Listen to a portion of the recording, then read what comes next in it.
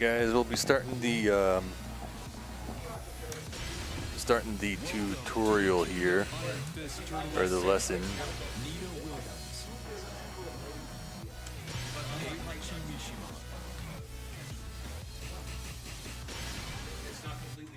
Alright, so say hey in chat if you're listening.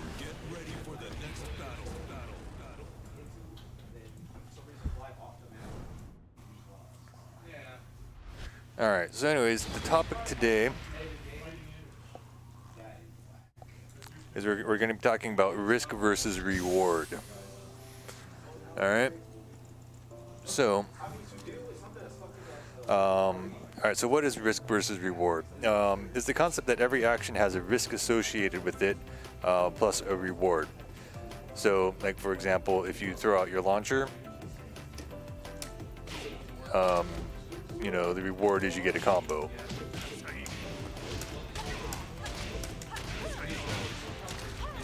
And so that's a pretty big reward. The risk is that you can get blocked and punished, but not that one because that one's safe.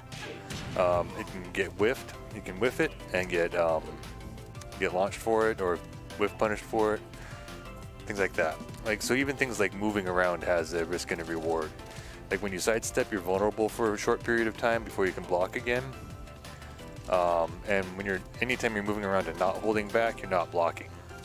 So it's a low risk, but there is a risk to it. Even just holding back, you're vulnerable to lows and unblockables. But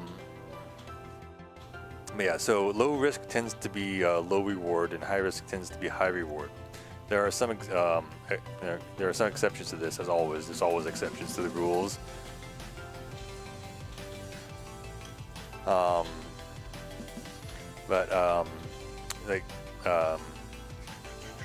You know, like for example, Nina's down forward 2 is a fairly low risk move because it's safe if it's blocked, but the reward is high.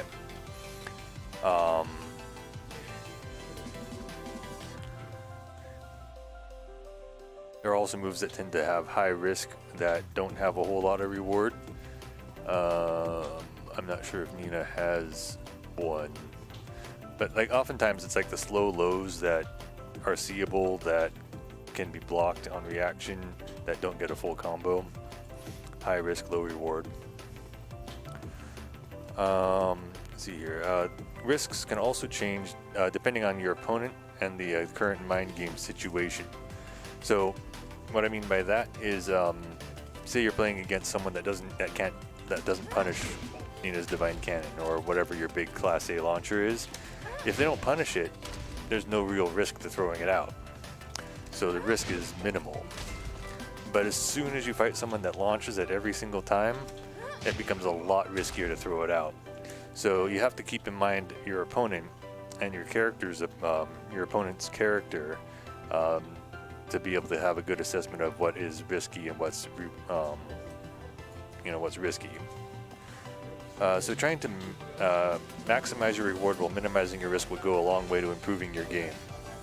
So if you find yourself one of those players that just throws out launchers all the time,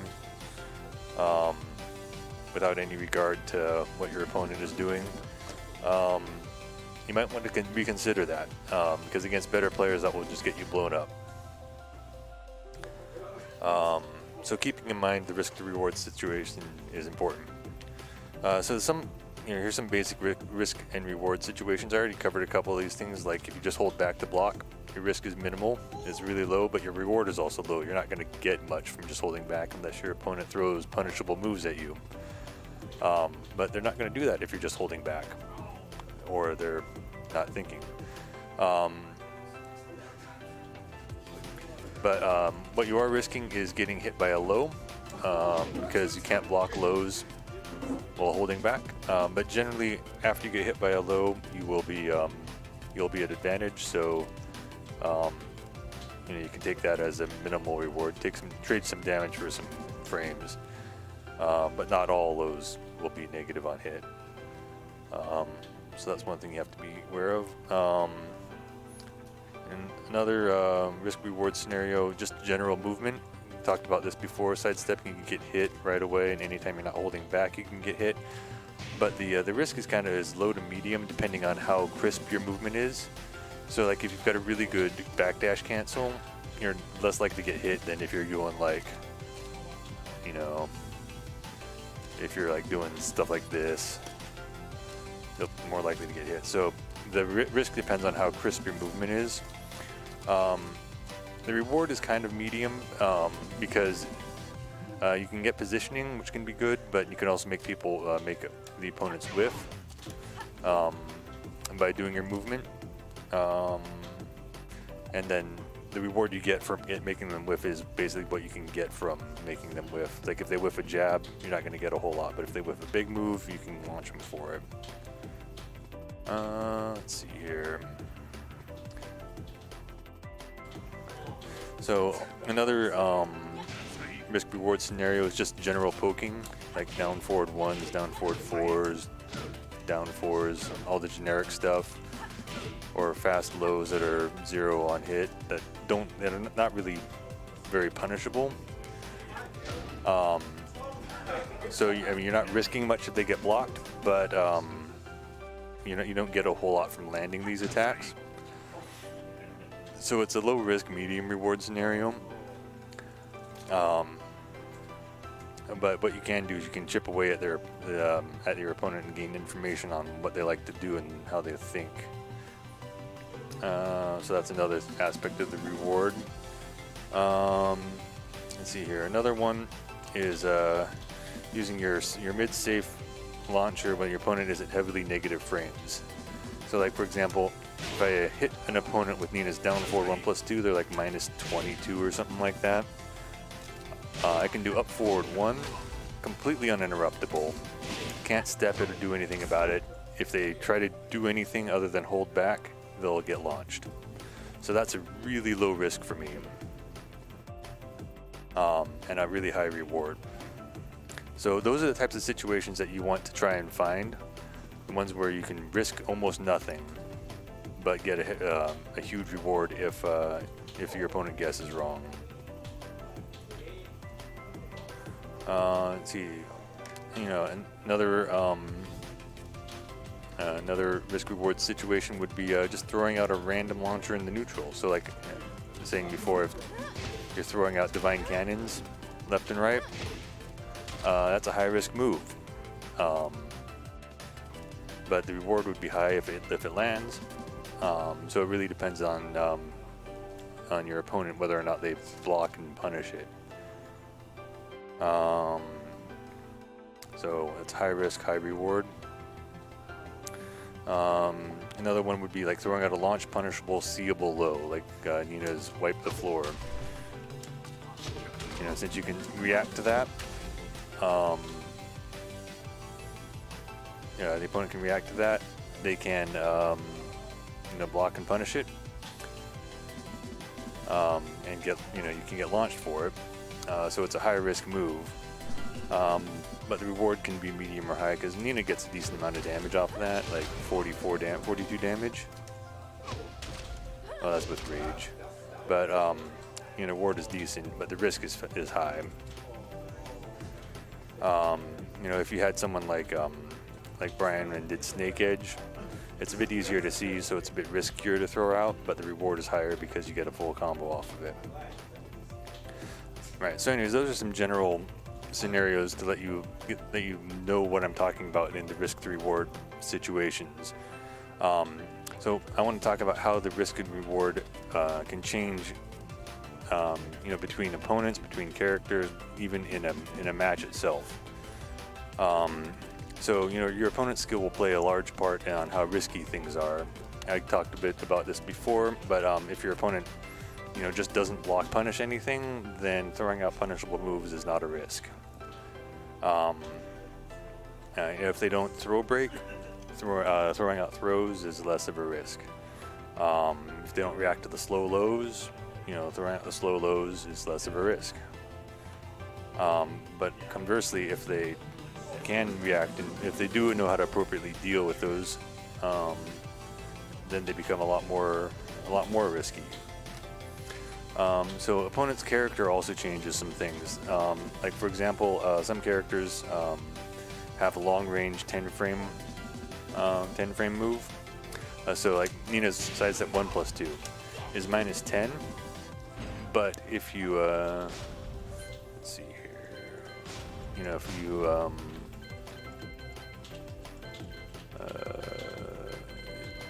where is,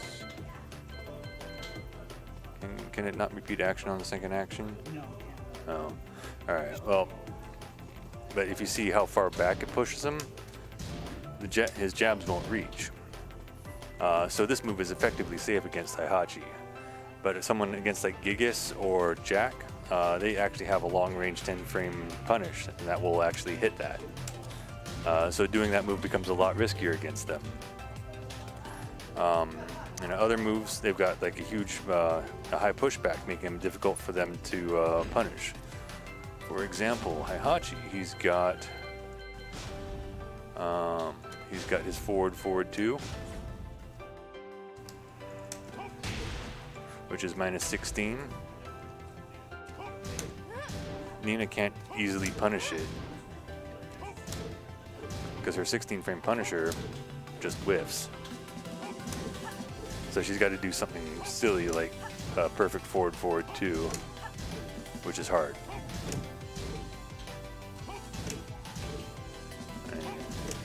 And I'm not even getting it. So anyways, like Heihachi's forward 2 is effectively safe against Nina. Big fat mid launch that high crushes it safe. Would that be the same occasion for like Leo as well? I don't know if Leo might be able to down forward 2 it at some ranges, because her down forward 2 is pretty good range. But I don't know the specific punishes for Heihachi's forward 2. But yeah, so anyways, that's how the risk reward can change based on the character matchup.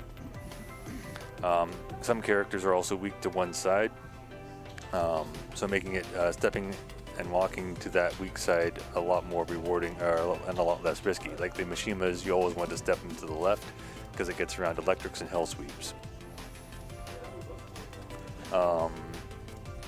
So yeah, but stepping to the right, you'll get hit by those. So that's how another way that the risk and reward can change. Let's see here.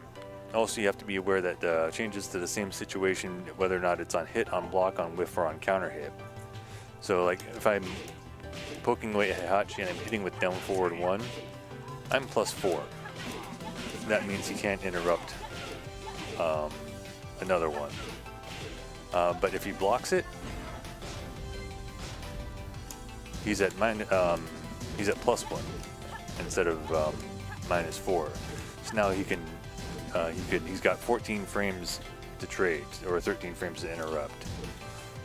So, knowing the situation based on whether or not on the move properties and how they connect it is important too. And a lot of times on counter hit you'll get more plus frames if you hit with it, so you might be able to get away with more stuff. Let's see here. So then we've got another way that the risk and reward can change. Now this is kind of an important one. It's kind of one of the meat of the topic here. Is conditioning and repetition. So the more you do use a specific move or setup, the more likely your opponent will figure out how to deal with it. So, like for example, with Nina, one of the things I like to do a lot is down forward 1 on hit into down back 3. I do this a lot. If you've ever played me, I'm sure you've gotten hit by this. So, after a while, what you should be thinking is, hey, after I get hit, after he does a down forward 1 and I get hit by it, he does a down back 3 a lot. Maybe I should try blocking it. So you got to recognize what your opponent is doing and react appropriately, especially if they have any habits or patterns. And then so once you recognize that and start dealing with it appropriately, like either by blocking it and punishing it or low parrying it, that means I've got to adjust my risk to reward algorithm and be like, oh, that scenario is a lot riskier now because the opponent is properly dealing with it. So I might need to move on to doing something else, like going back to down forward one, or something like that. But you can also use, if you know your opponent will make adjustments to what you're playing, you can use this to your advantage by conditioning them to expect one thing, and then doing something else. So, like I was saying before, with the Nina down forward 1, down back 3, if they're blocking that, instead I can go with up forward 2-1 to launch them. They're not going to be able to react in time to change their blocking. But if they start dealing with that properly, then it's time to change it up, to make them second guess what they're doing. So that's what I'm talking about with conditioning. Get them expecting one thing, but then pull the rug out from under them and do something else. Alright, so this changing of the risk and reward is really what playing Tekken is about. So like the beginning parts of it is learning all your options, learning your moves, getting your execution down. But once you get all that stuff done, managing the risk and reward is a lot of what the high-end Tekken is about. It's recognizing what is risky and what is not risky, trying to stay with the low risk, high reward stuff. And then observing your opponent, noticing their habits and their patterns, and trying to punish them for it. And then also observing your opponent observing you and your patterns and your habits. And then once you recognize that they're making adjustments, it's time for you to make counter adjustments. So if you're not changing your evaluation on the risks and the rewards of the situations you're in, you're not adapting. If you're not adapting, and when you play someone that does make the proper adjustments, you will most likely lose. Even if they don't necessarily have as good of fundamentals as you, if they know enough to be able to adapt, they can still beat you, even if they are a worse player. But conversely, if your opponent never adapts or never adjusts their risk-reward calculations, you've basically won the match. All you've got to do is keep on setting them up into situations where you know how they'll react, because they always react the same way, and then punish them for it.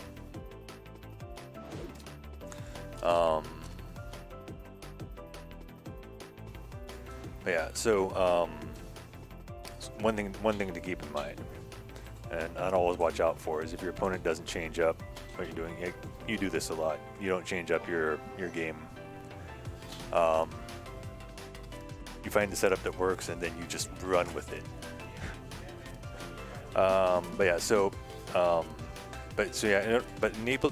In order to be able to adjust your risk-reward calculations, you will need to know what all your options are. You've got your basic options like blocking, crouch blocking, sidestepping, sidewalking, backdashing, and pokes, fast counter hit launchers, just fast interrupts, things like that. You just need to know what your options are. There are some situations where you might need to take them to the lab.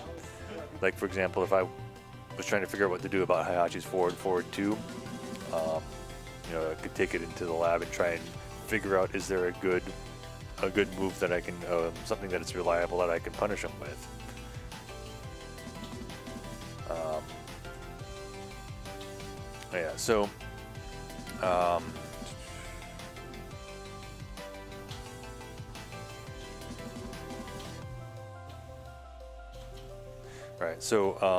Also, once you are playing an opponent that you know knows how to adapt, you can start taking mind games to another level.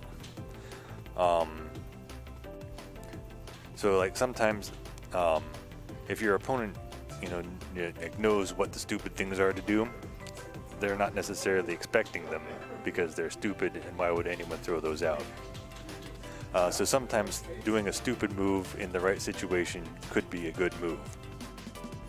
For example, Lily's Matterhorn.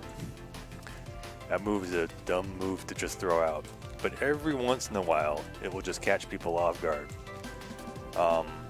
And so you have to make an assessment of when to do that, when to throw the stupid moves out is. And sometimes you'll be right, sometimes you'll be wrong.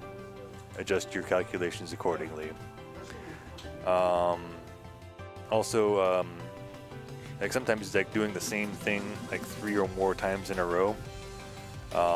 It'll throw them off too because they know that you know that they know how to deal with it. But you know that they know that you know that they know how to deal with it.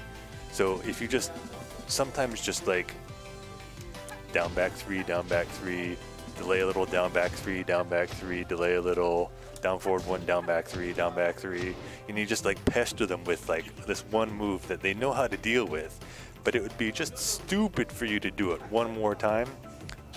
Sometimes doing it one more time works. And then you'll also see it in times where like in the high level play where you've got someone just like dashing in their face. It's because they've got the opponent afraid to hit buttons. But yeah. Anyways, that's basically the basics of the risk and reward that I wanted to cover. Does anyone have any questions? All right, questions incoming. All right. So my question is, I'm trying to figure out the right way to say this. In regards to kind of like varying up the offense, what tips would you have in regards to not just doing random moves?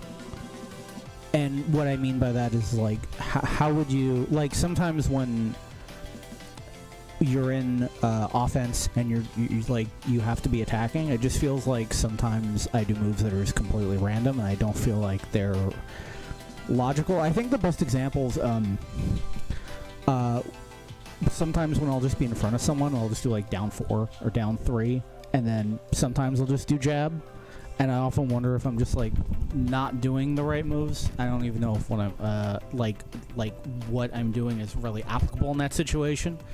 Not so much on like punishing, but just on like neutral, or just like or even like when I get someone down and I have a tendency to always go for like a little follow-up, how do I train my brain to do different things? I guess is what I'm trying to ask.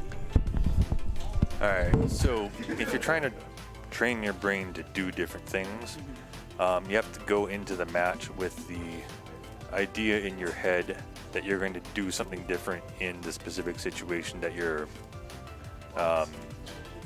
wanting to do something different in. I know it's easy once you get in a rut. It's hard to get out of it sometimes, and so you have to make a concerted effort to get out of that.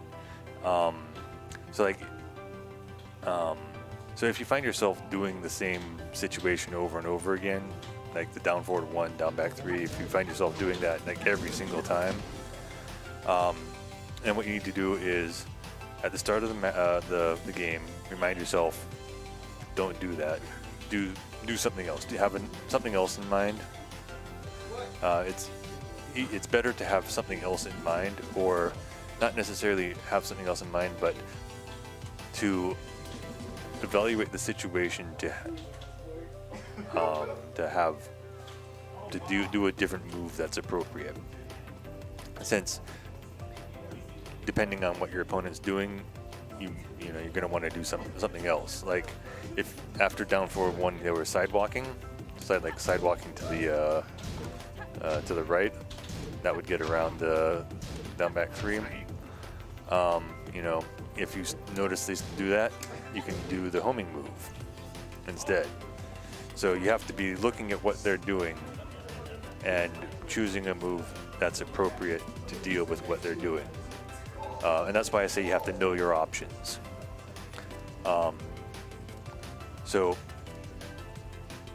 But yeah, in general though, what you have to be doing is paying attention to how your opponent is reacting and choosing moves or options, because not everything is a move. Sometimes you want to like backdash or just block or whatever. You need to choose options that deal with what your opponent is doing. And sometimes you've got multiple appropriate ways of dealing with the same option. Like for example, if he was sidewalking right, let's see, stand guard, sidewalk right. So, if he was sidewalking that right every single time, like one of the things I could do is I could do the homing move. I could backdash. I could dash and down forward one again. I've got a lot of different options that can deal with that situation depending on what I'm trying to do. Also, if you're in a walled stage, sometimes you might want to use movement to reposition yourself. Like if he was getting away from his back from the wall, you might want to step with him. But yeah, so right, so I guess there's not a really good answer. There's not a single answer to your question. The answer is you have to think about it and what your opponent's doing and choose appropriately.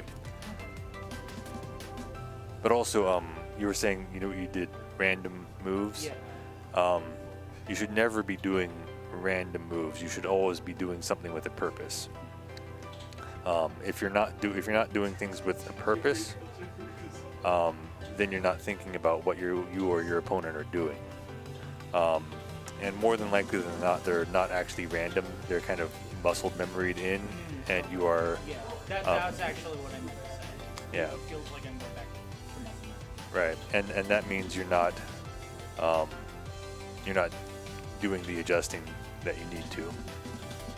All right, chat. Do you have any questions? You guys here? Do you have any questions? No. All right. Well, then I think we're going to call this tutorial a close. Then I think we're going to try seeing. We got a kind of a small crew today, so I don't know how many death matches we're going to have. Oh, yeah. Hold on. We've got words of wisdom from Bravo. All I gotta say is when you're trying to make reads on an opponent, try and use the most like small brain way to do it. Like for instance, if just the jabs make them like react, just the jabs, like you don't have to do crazy big brain things. And against Evan, well, what Evan does to me a lot, he just does down forward one, and then like I just start panicking, and it's as simple as that, and like a low. A mix-up is as simple as a mid and a low. I mean, if that makes any sense. Yes.